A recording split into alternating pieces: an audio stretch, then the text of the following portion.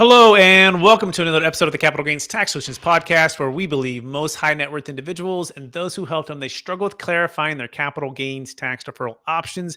Not having a clear plan is the enemy, and using a proven tax deferral strategy such as the Deferred Sales Trust is an amazing way for you to defer millions of dollars of capital gains tax on the sale of your lakefront properties, real estate, commercial real estate, primary homes, businesses, cryptocurrency, public or private stocks, so you can create and preserve more wealth or help your clients, friends, and family do the same.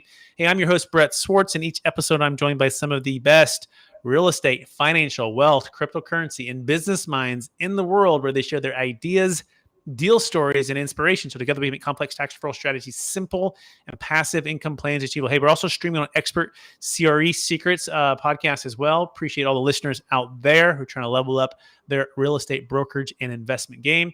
Hey, I'm excited about our next guest. It's a dual show today. It's going to be three of us. It's going to be so much fun. They're out of the great state of Missouri. I think it's how you pronounce it correctly if you're from there. Missouri for this, out here in California. And but they're from Lake of the Ozarks, one of the most coolest places in the world right now, based upon the show, if you haven't seen that. So we'll touch on that a little bit. But really, we're talking about investing in Ozark Lakefront real estate and ways to add value to build business in this current marketplace. Kind of talk about what's going on in the real estate world in general. Some geographical changes that's happening for people that are flocking to different states. All of the above. Please welcome to the show with me, real estate professionals. Let's see, Jesse and Annie, and I don't even know how to pronounce the last name, so I'll let them do it for me. Hey, how are you doing, you guys? Hi, how are you? I'm Jesse, and this is Annie Faulstich. Faulstich, that's the good way. Okay, great. Jesse and Annie, we'll start with Jesse. Give us a little bit more about your story and your current focus. So I was born in the St. Louis area. My family moved here in '82. Went through school through here, graduated in '99, moved out of the area for a little bit and realized how fantastic and wonderful Lake of the Ozarks was. Moved back into the area for a little while. I helped did sales and manage a family-run heating and cooling business for a while. Got my license in 2018, and we had bought the franchise for Lakefront Living in 2017. So I kind of moved over to help Annie out as much as possible. And so now our focus is, anything lakefront, Lakeview, lake access, and helping. We get a lot of out-of-town buyers. So just helping them navigate what is not typical in a city setting. We have different permits with the lakes, docks, lots of different questions people aren't aware of. But fantastic. And how about you, Annie? Tell me a little about your story and your focus. So I also grew up here at Lake of the Ozarks. My family relocated and moved here full time in '84. I grew up boating Lake of the Ozarks. We every day swimming in the lake and boating the lake. So also came back, got into the real estate industry, and now have been in the industry here locally for 15 years. We, like Jesse said, purchased the franchise for Lakefront Living, which is a nationwide lake exclusive brokerage. So that's really our focus, is 100% lakefront, lake access. We're helping both, unite buyers and sellers of lakefront property. We cover more lakes than Lake of the Ozarks, but we only sell Lake of the Ozarks, which is where we live and boat with our 3 children now. Absolutely love it. So cool.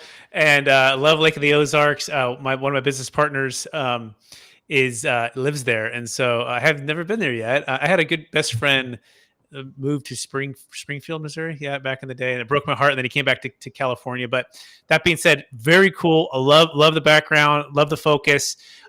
Before we dive into the number one secret to investing in Ozark Lakefront real estate, I want to take one other step back. I believe we've all been given certain gifts in this life, and these gifts have been given to us to be a blessing and help to others. So I'm curious, go back to your high school days or your earlier days, right?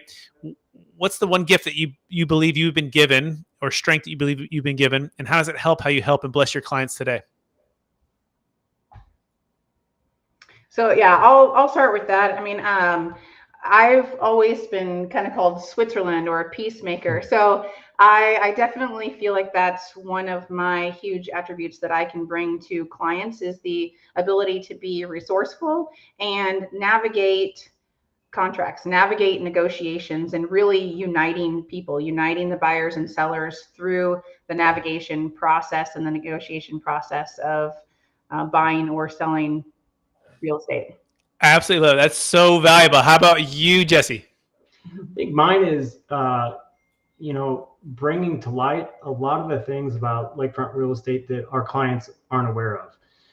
And instead of waiting until they close on the property and move into it before they have all these realizations with, dock ice eaters and boat lifts and just all kinds of different stuff that you come across in a lake house that is not in your typical house. I try to bring that stuff to light and help those clients ask those questions and see the light of those questions and why those are important. I think that's great. Yeah, you got to make sure someone's in your corner looking out for you, right, and representing you well, and bringing to light so you're not setting, the expectations is cool. Managing expectations and representing them in a great way. And then I love the peacemaker and resourceful. That's so big, especially in a changing marketplace. And so that has some headwinds for sure with interest rates rising, inflation going up. And, I'm curious on things are slowing down for you guys at all. So let's dive right into that. So we'll start with Jesse. Jesse, what's the number one secret to investing in Ozark Lakefront real estate today? Like I say, location is everything. Lakefront houses are desirable. As long as you're on a lakefront, you have a dock in front of you, your home valuations aren't going to go through the extreme lows of what you would see in a downturn, or not really even the extreme highs is what you would see in, say, a Phoenix market or Atlanta, what we see in St. Louis, Kansas City, even in the Springfield area. So the lakefront property is always going to be a desirable property. So as long as you're lakefront, if people are coming to Lake of the Ozarks, they want to be on the lake. They want a good view of the lake, but they really want to be on the lake where they can enjoy the nights with their family on the dock. Fantastic. Annie, anything to add to that, or what's another secret that for investing in Ozark Lakefront real estate? Well, I do. I think it's knowing the lifestyle and knowing the intention of the purchase really is so important. And we dive deep into that specifically for investing and on that side. So that, like Jesse said, comes down to location, but it's lifestyle because Lake of the Ozarks is so large. I mean, we're just under 55,000 acres here, more shoreline than the coast of California. So you really need an expert to know the ins and the outs of the areas and the lake and the desires, what you're intending to do with the investment. Excellent. So let's talk about people that are coming there. And before the show, you're talking about, I said, there's a lot of Californians moving out there. Like where are they going, right? And you said there was two states that are kind of interesting. So tell us about just kind of the influx and kind of give us the state of values, of interest rates, of buyer sentiment right now. So we've always had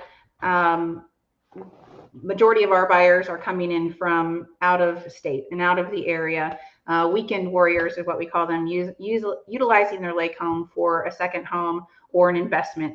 We now have seen a spread more so across the nation than we ever have before, which is really exciting that people are really relocating, here to Lake of the Ozarks or choosing to have Lake of the Ozarks be, maybe one of their two primary home locations. Yeah, we're seeing that a lot, especially with COVID, where people could work from home. I mean, we have fiber internet here on the west side of the lake, which one of my clients who bought a vacation rental property here, he was from downtown Denver, and he goes, "Man, what are you guys doing with fiber here? We don't have that in Denver." So if you can work from your home and just have to go into the office a few times, throughout the month, why not have the lake in your background where your family's there and they can be enjoying it and you're still doing your work as needed from the internet? Absolutely. That's really interesting, right? The internet, especially the speed and the quality, is utility, right? I mean, come on now, right? It's as important as the water and the sewer and the garbage. Like it is. I mean, it's like what we're on so often, and so that is, I think, so smart. So knowing that the west side of the lake has fiber internet, and then also seeing the trend that people are choosing to live at Lake of the Ozarks versus just the weekend warriors, that's really interesting. What are those states, though? I know you mentioned those two states. What were those again that seem to be the most people that are relocating? Colorado's been huge for us the last, 2 years, 2 years, 24 months is a lot of Colorado, a lot of Arizona. Mm-hmm. Aside from our typical Illinois is probably one of our, Illinois and Iowa have always been big relocators for us, but Colorado and Arizona, I think. We do get those California phone calls. We get phone calls from all over the place, because if you're looking for a lakefront property specific, if you go to our website, that's the only thing that you're going to see. It's lakefront, lake view, lake access properties. So it's not like going to a Zillow and you have to filter through everything, and they don't have a lakefront filter for that. So we get phone calls from all over the states, especially for investment property. And when you're, in your situation, and you're talking a lot about 1031 exchanges, and we're going to get into that. I mean, that's making the phone ring more than ever with that short-term rental and vacation rental option of property that we have direct lakefront here. Absolutely. And we're going to go into a deal story that you guys worked on recently, and then we'll dive into we'll geek out a little bit on some 1031 exchanges and some deferred sales trust. But by the way, you can learn more about Annie and Jesse by going to lakefrontliving.com/MO. That's lakefrontliving.com/MO. So let's talk about a recent transaction for you two. I like to bring this kind of to life, right? And maybe you listed a property on the lake, maybe this was January, February, before things start to slow down a little bit.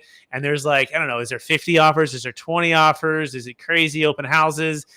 Versus today, you list a property. Kind of give us that. I want you to give me that feel. Give me actual deals and some actual numbers. You guys want to try that with me?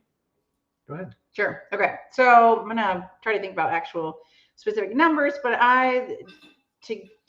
we have not seen, even in the height of it all and the craziness, we were potentially seeing 5 to 10. I think on one property, Mm-hmm. okay, recently listed, on that one I had 12 offers on.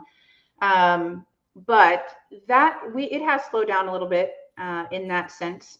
It all depends on price range, price point. Obviously, our lower price in for direct lakefront, you're going to have more buyers. The buyer pool is bigger. So we're still seeing some multi offers in that, a lot of cash buyers in that sense. But now we've had more traditional. And when I say traditional, I mean, I've been working more contracts to close with one buyer and one seller in the past 6 months than I had in the past, previous 2.5 years.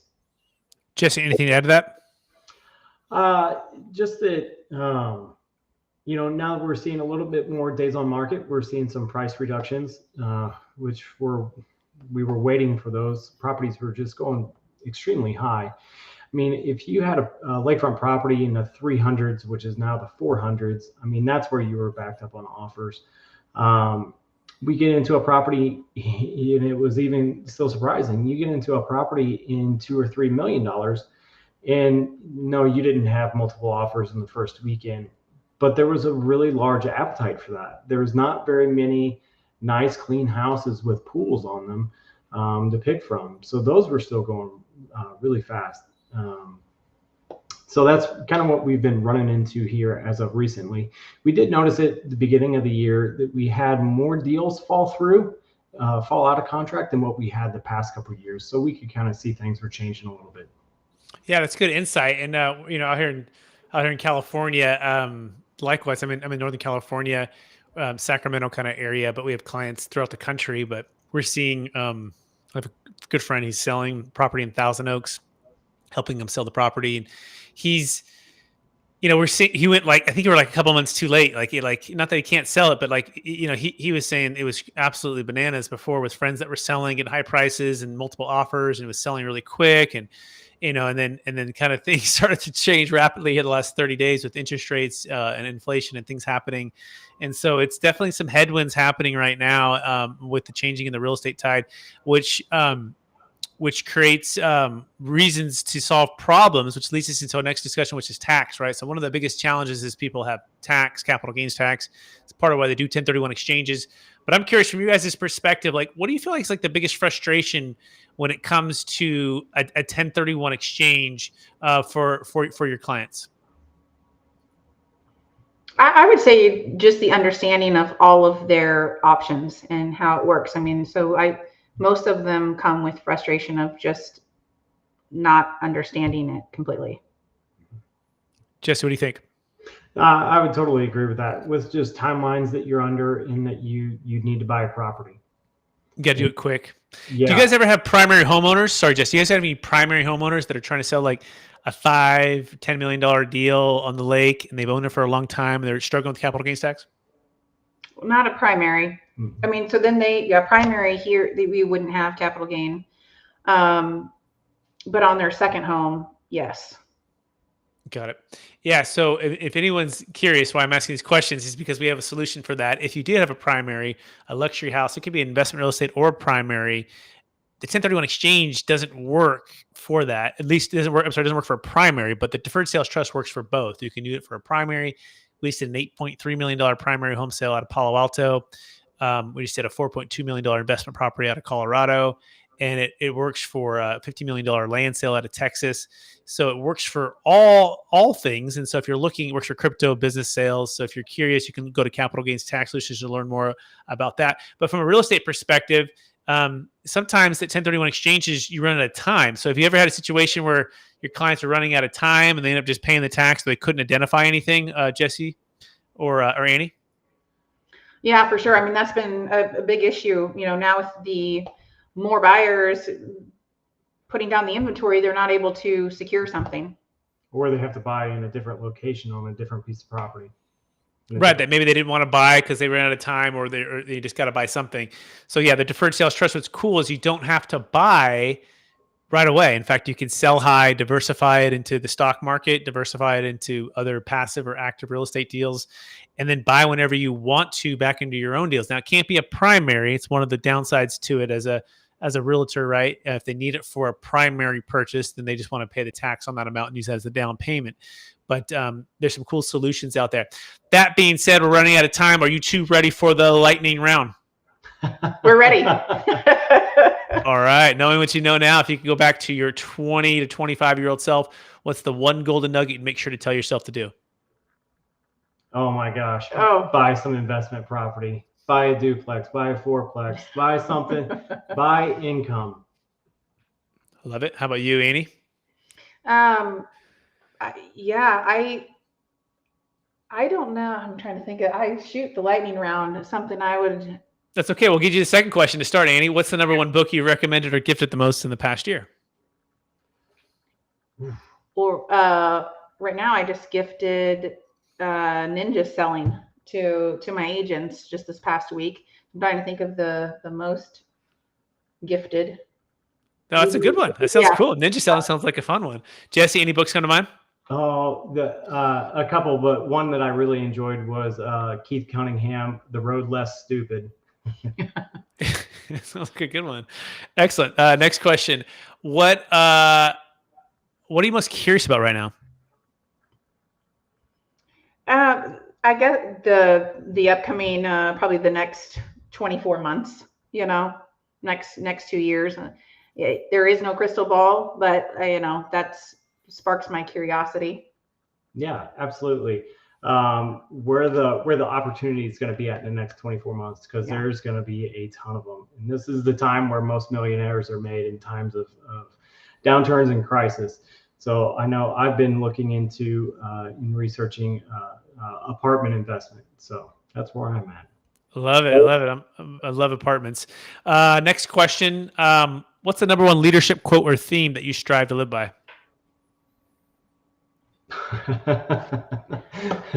Well, change your mindset, change your life. Yeah, that's a huge one. Yeah. That's a good one, Annie. Jesse, what comes to mind? Oh, I can't. I don't have it. I know I'm staring at my computer screen. Says discipline is the bridge between goals and accomplishments in front of us. Oh, we've got them taped up all over the room. Actually, your wealth is a reflection of your daily habits. Yeah. That's great. I love it. That's good. That's 3 or 4 right there for us. Appreciate it. Last question, and then you'll be off the lightning round. After all your success and all the things you've done, and people you've helped, and buy property, sell properties, your 3 kids, and all the cool stuff there, how do you stay centered in your values, and how do you stay encouraged to charge forward to reach new heights? It's easy for us to stay encouraged, I think, because of the the lifestyle that we're selling. Our clients really do start, become our friends and our family. Our godparents to our son, our, clients are like named after, we're spending a lot of time in our free time with our clients, and they just become really close family friends. So it keeps us motivated all the time to we love the lake life so much, and we're so passionate about it. That free time we get to spend with our kids and our family is like no other. I mean, it's our only time to really unwind. So for other people to be able to do that too, and see generations of families carry on those routine, that's so fun for us and always keeps us motivated. Yeah. And with so many things in life, there's always another level. There's always another level that we can be helping people find a better way of life. Amazing. I know I said there was that was the last question, but it's actually one more that I always forgot to talk about, and it has to do with the show, the Ozarks, right? Yeah. So we'll do a quick little light round on this show. Okay, you ready? By the way, one of my wife and I's favorite shows. Crazy show, but pretty cool show. Okay, so favorite character in Lake of the Ozark show? Go. Oh, by far is Ruth. But for us, Ruth. I mean, or me. I shouldn't say us. Yeah, I mean, Ruth's good, but I'm a Marty Bird fan. He's a pretty cool, calm character. Right. So cool under fire, right? It's just like, it's so cool. Awesome. Second question, maybe favorite scene or like, because you guys are from Lake of the Ozark, right? Was there like, oh, wow, they did that so well that it captured Lake of the Ozark? What was that scene or that episode? Like, what did they do that was really well that captured? Because you guys are, from Lake of the Ozark. Yeah, I know. Sadly, it doesn't really depict Lake of the Ozarks. Only the drone footage in their intro is really Lake of the Ozarks. But we do quote in, sadly, probably the biggest quote that we use. I don't think it's appropriate for the show. I don't know. It uses some foul language, but we do, quote a few of the. That's cool. That's fine. A lot of Ozark was actually filmed in Georgia for tax reasons, oddly enough. But Lake of the Ozarks, when you see high altitude drone footage with a bunch of houses on the water, that's Lake of the Ozarks. When you see the lake with nothing in the background, that is typically not Lake of the Ozarks. There's not very much of that. We do have some state park on the water where you run into that, but you would be amazed from how the show depicts Ozarks to how much money is actually here. Some of the old storyline though is true, and then funny enough, now I think, I mean, it's happened several times about the casino, but I think we're maybe now finally going to get the casino. We're getting a casino. It's not on the water. But it's not on the water. What's hilarious is how much things evolve around tax. They're filmed in Georgia for tax reasons. The show is literally called Ozarks, and it's not even filmed there because, Missouri versus Georgia, right? And taxes or money, it's so interesting. And they just use a drone. And then the second thing is during the show, of course, they open this casino for, for them, it's money laundering, but you never want to get in trouble with that. But it's just like, and you guys are finally getting what we're doing is not money laundering. Of course, we're doing is tax deferral for the disclosure there, all legal, legit. But it's and with real estate too, right? It's just buying and selling real estate, not doing anything crazy. But it's just funny how a show can change the perception of people who have no clue about a certain area, but then you feel like you do, right? So, but overall, you guys like the show. You guys are fans of the show. We are fans of the show. Yeah, we love to watch it. It's got a good script to it, so we enjoy it. And they do some name drops of the local towns, and there are a lot of references. They had one overlook. A lot of the first season, those episodes had a lot more to do with actual Lake of the Ozarks than the rest of it was just a lot of storyline. Yep. Very cool. Well, I want to thank you both for being on the show and sharing your expertise and passion for helping people buy lakefront real estate, representing your clients well. I want to encourage Annie to keep being a peacemaker and resourceful to help your clients build unity between people. And I also want to thank Jesse. I want to encourage Jesse to keep bringing to light anything that could be, could hurt the client, and you show protection. I think you guys are a great combo and a great team. Those complement each other well. It's probably why you're working together and closing so much business. Congratulations. That being said, for people who want to get in touch with you, would you remind them one last time what's the best place for them to find you? Brett, thank you so much for having us on. lakefrontliving.com/Missouri is the easiest, fastest way to find us.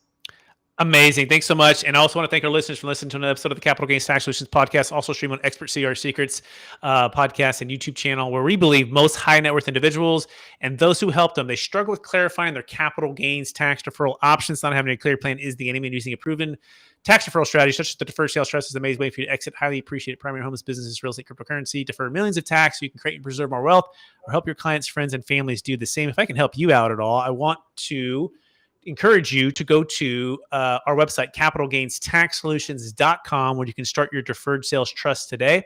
And or if you are a professional helping high net worth individuals exit, you can learn about the deferred sales trust as a way to help them out. You can also check out the new book that's coming out, Building a Tax Deferred Exit Strategy. And it's the proven playbook for unlocking your ideal wealth plan when selling assets of any kind for yourself or your clients. We have the Kevin Harrington from Shark Tank in the book, and a lot of other commercial real estate syndicators, multifamily operators in the book. So we want to encourage you to check out that book when it drops in about 30 days. That being said, please rate, review, subscribe. Please share this with somebody who might be moving out of Colorado, Arizona, Illinois, even California, who wants to get to the Lake of the Ozark and looking for some agents to connect with. Make sure you share it with them, and they could be helped by amazing couple and